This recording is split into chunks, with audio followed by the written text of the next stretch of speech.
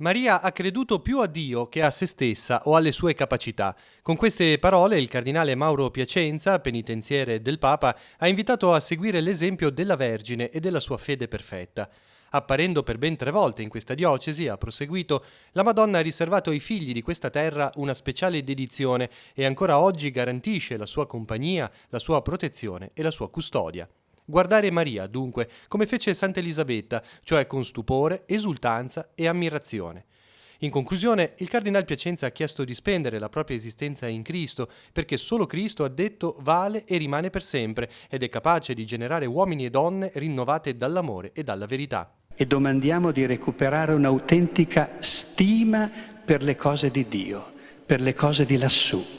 Una stima capace di riconoscere come non vi sia al mondo nulla di più grande di nostro Signore Gesù Cristo, nulla di più grande di un Dio fatto uomo che vuole abitare in mezzo a noi per attirarci dentro alla sua divinità.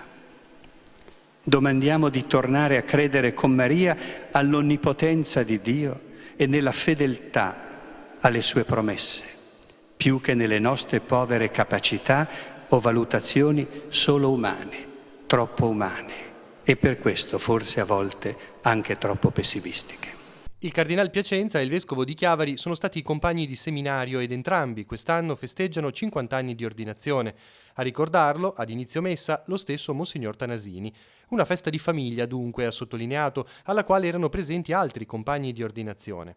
Il Vescovo ha poi salutato Don Emilio Iozzelli, sacerdote diocesano, che a sua volta celebra il 50°. Parole accolte nella preghiera, nella lode e nella commozione.